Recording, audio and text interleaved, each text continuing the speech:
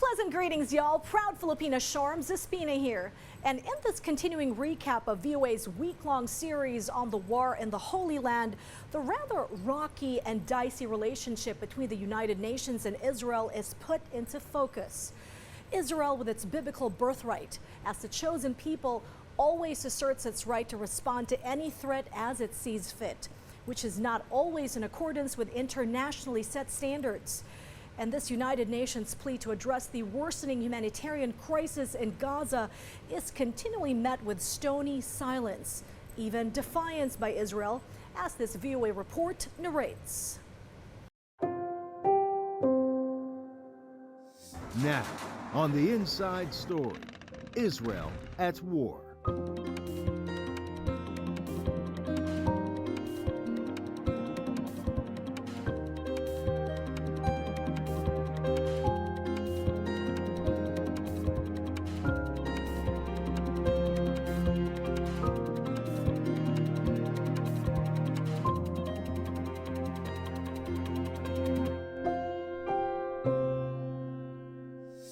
Welcome to the Inside Story. I'm Jessica Dury, VOA's Press Freedom Editor. I'm here at Washington's Freedom Plaza, where this weekend thousands of protesters gathered to call for a ceasefire in Israel's war against Hamas that has resulted in over 10,000 casualties.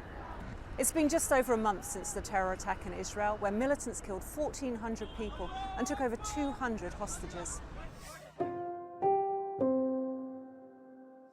The Israeli ground offensive continues to expand in Gaza, with tanks, troops, even heavy earth-moving equipment playing a role in Israel's search for Hamas militants.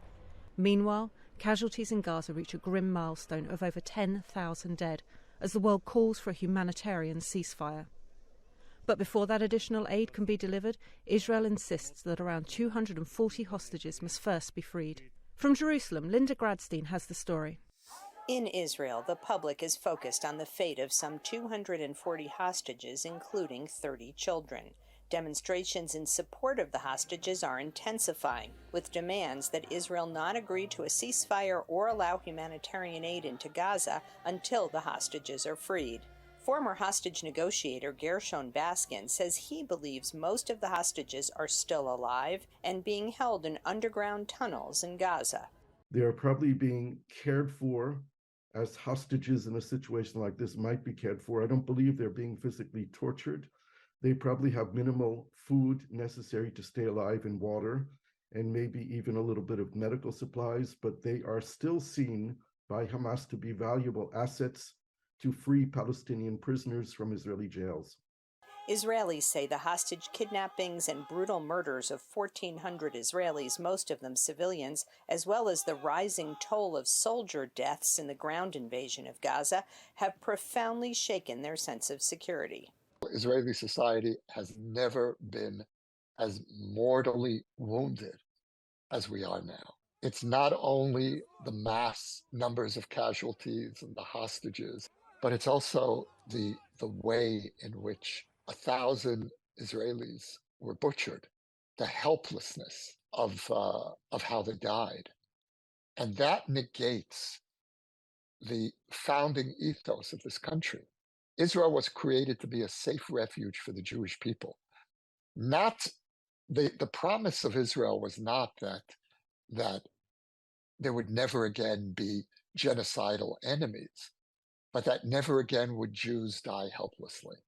In Gaza, civilians are also feeling helpless. The high death toll and widespread destruction has left the 2.2 million Palestinians terrified and forced many to flee their homes. Although the Israeli army has warned civilians to evacuate the northern part where its ground operation against Hamas targets would be concentrated, there were recently several Israeli airstrikes in the southern part of Gaza, which was supposed to be a safe zone. When they bombarded us, I lost consciousness. My brother, Zaid, and 2 cousins were martyred, and a 3rd is still missing. And the owner of the house and his son died too. Perhaps more than 10 people were martyred, and everybody else got injured. The central Murazi refugee camp also suffered from Israeli airstrikes, which terrified the children of Palestinian journalist Rami al-Maghari, a Murazi resident. He says that international negotiations on the future of Gaza are the only way out. I believe politically, the pressure politically could come out with something tangible, could come out with sort of a breakthrough in the upcoming period that would lead to some sort of a lasting solution for Gaza. A solution to the conflict will only come after much more fighting wipes out the Hamas military infrastructure, according to Israeli political and military officials. But even Israel's steadfast American allies are beginning to exert pressure to allow a temporary ceasefire, a demand Israel has so far rejected. Linda Gradstein, VOA News, Jerusalem. As Israel's offensive continues, so too do calls for a humanitarian pause to allow the injured to leave and aid to enter Gaza, a place the UN Secretary-General Antonio Guterres is calling a graveyard for children. The intensifying conflict is shaking the world, rattling the region, and most tragically, destroying so many innocent lives. Gaza is becoming a graveyard for children. Hundreds of girls and boys are reportedly being killed or injured every day. More journalists have reportedly been killed over a 4-week period than in any conflict in at least 3 decades. More United Nations aid workers have been killed than in any comparable period in the history of our organization. The way forward is clear. A humanitarian ceasefire now. All parties respecting all their obligations under international humanitarian law now. This means the unconditional release of the hostages in Gaza now. The protection of civilians, hospitals, UN facilities, shelters and schools now.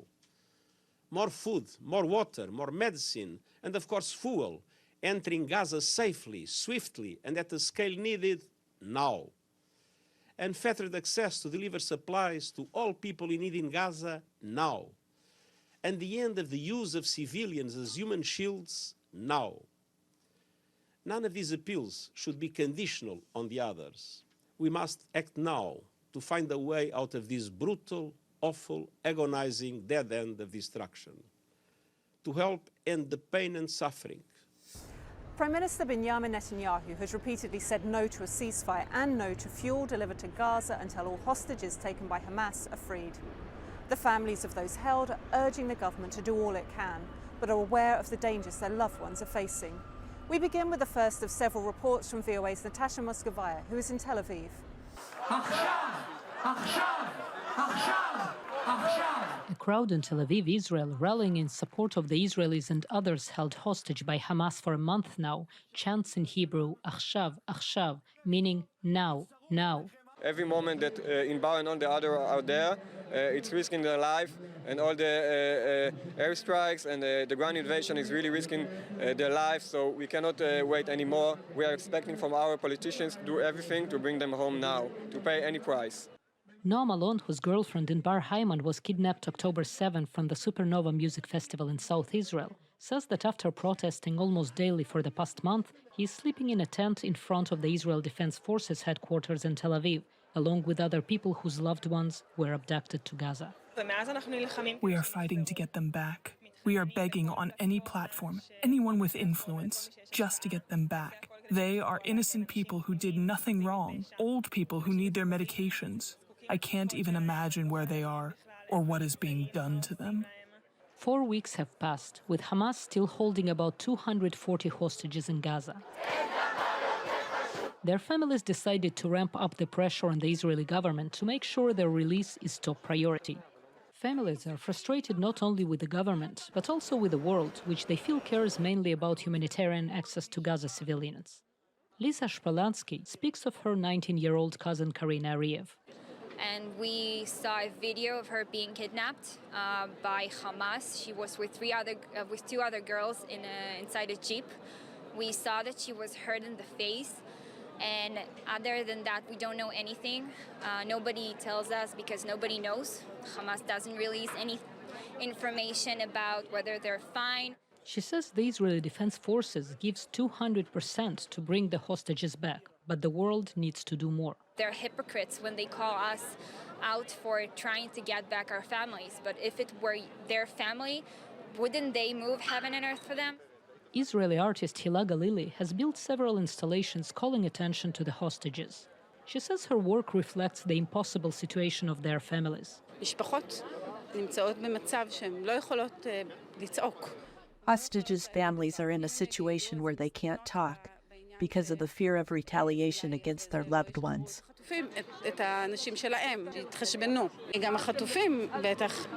The hostages also can't raise their voices because they're locked up and they're tied up. So I'm standing like this, and sometimes when you're standing silent, the scream is much louder.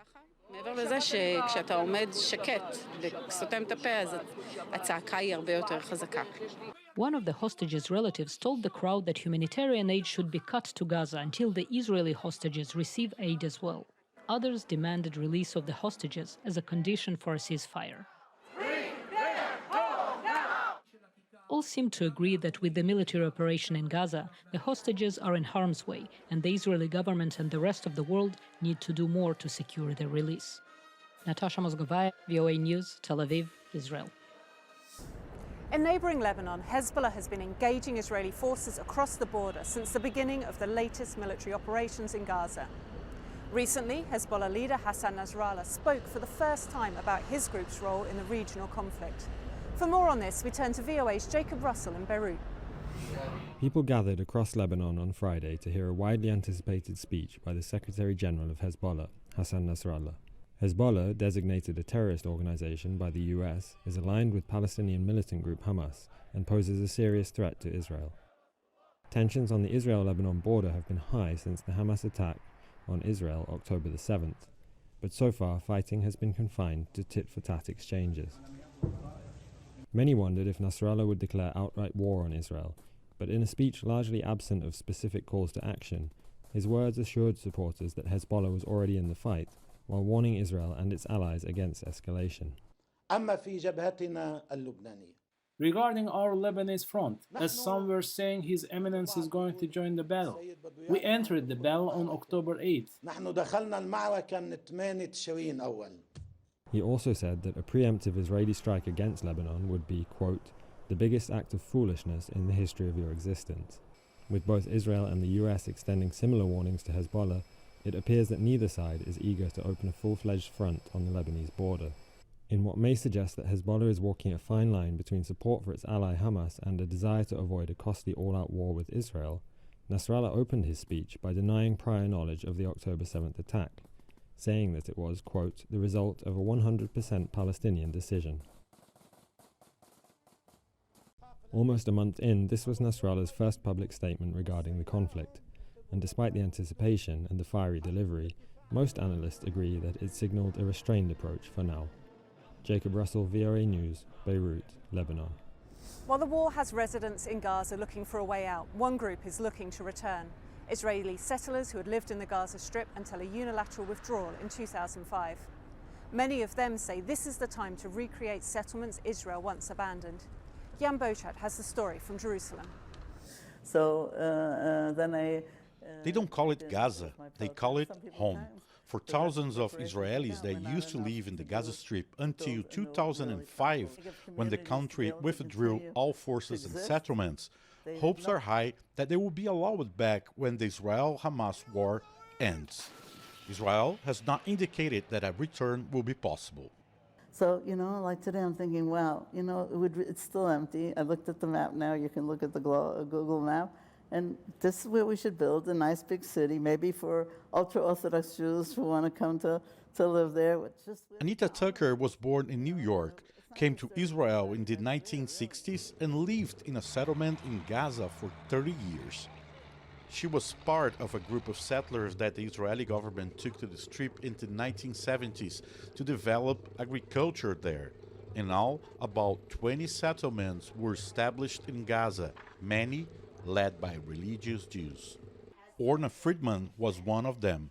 She got to the Strip in 1982, just after getting married, as many Israeli Jews were leaving the Sinai Peninsula after the peace agreement with Egypt. של אידיליה, של רוגע, Between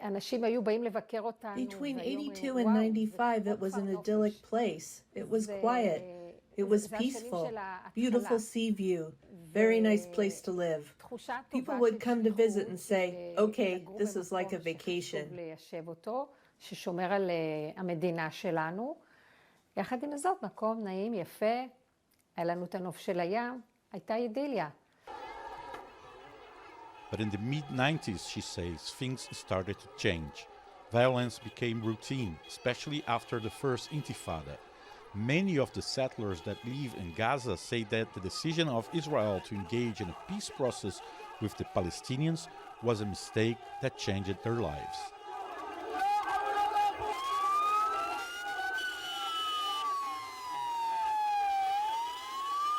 Terrible thing was Oslo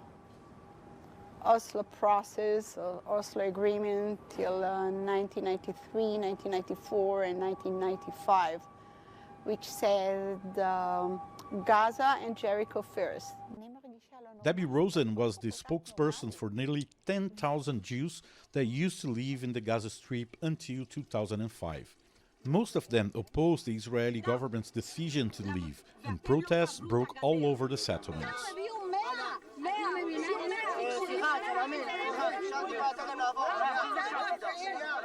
We evacuated from home, from Gaza Strip.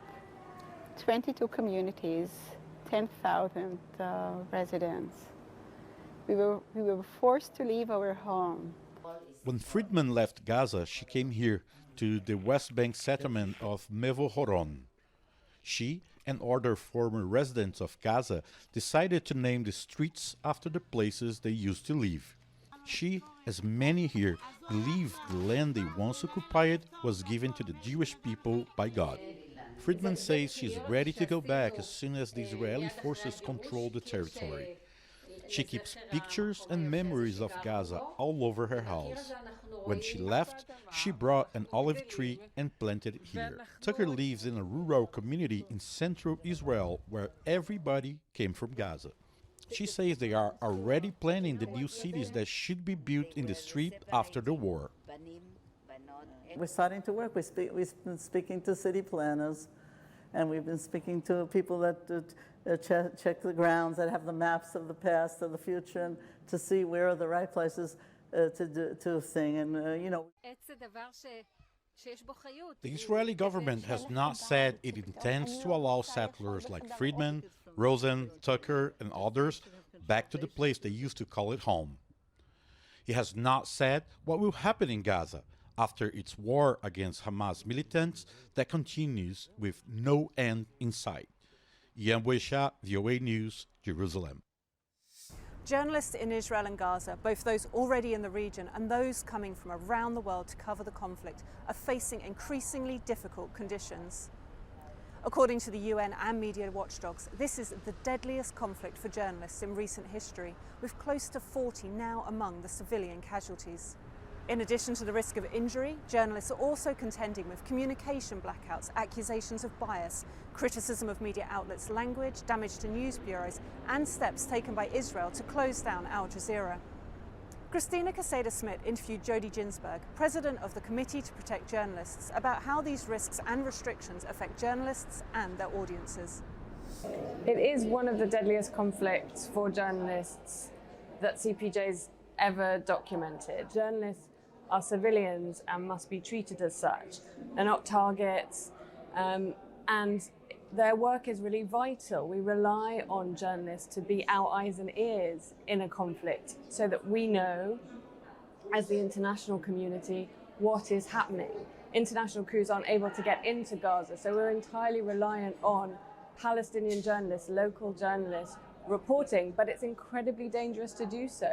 They are potential victims of airstrikes. There's little fuel, there's little food, there's little water, and oftentimes they are simultaneously reporting in these extremely dangerous circumstances, but also on the loss of friends and family, the killings of friends and family. We've seen numerous cases where journalists have gone to a hospital and seen their own family there.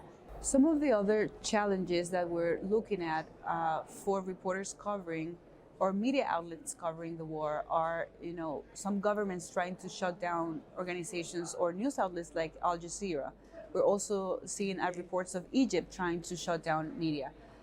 What are your thoughts about this? Why do you think this is going on? Unfortunately, in any conflict and during a war, the first instinct of authorities often is to try and control the narrative. And one way to do that is by deciding which media can report where and on what kind of things. And that's a pattern that we are seeing in the Israel-Gaza conflict. So we've seen, for example, reports of Israel trying to shut down Al Jazeera's reporting, and as you say, other reports of other kinds of censorship. And that's quite a familiar pattern.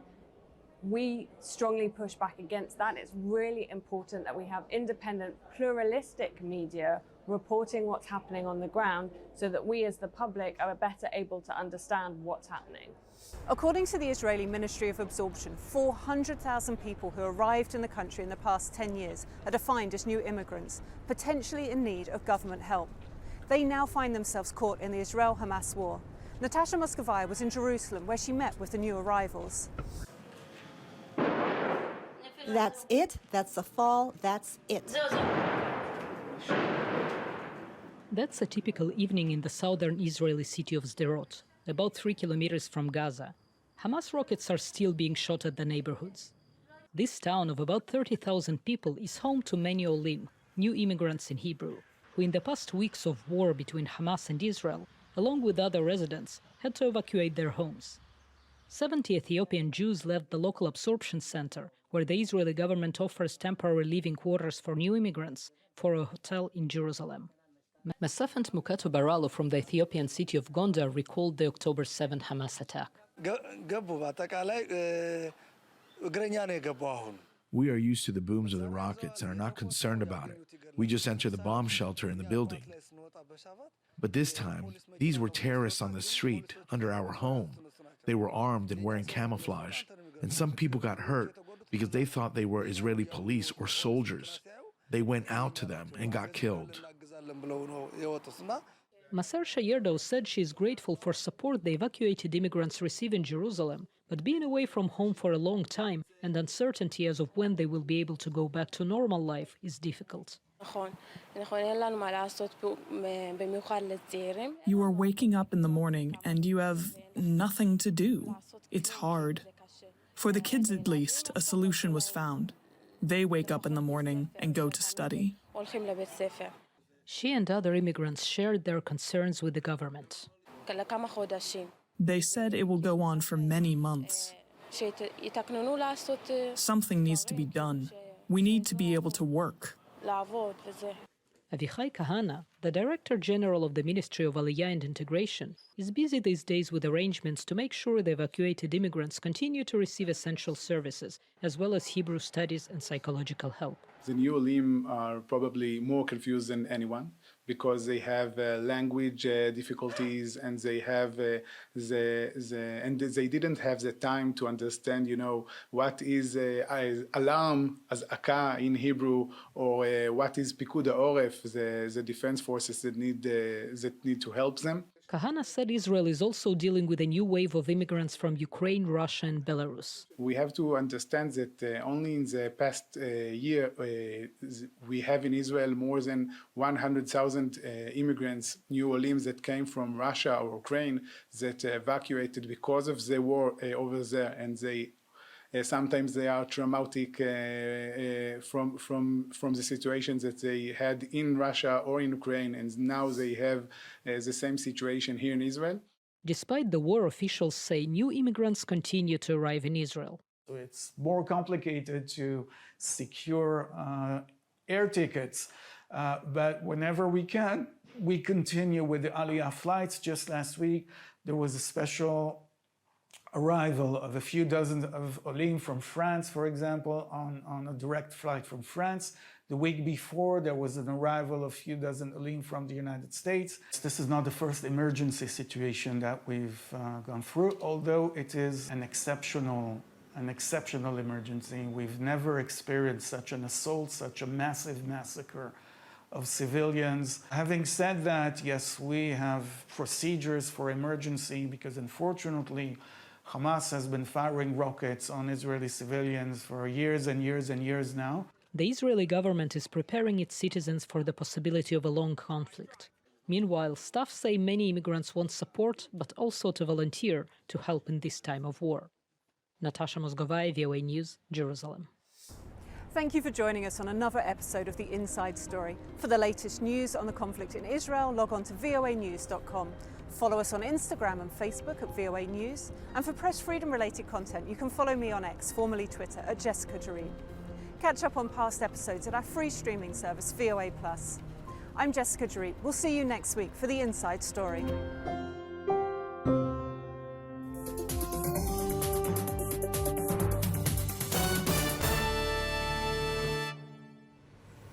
And that's a wrap.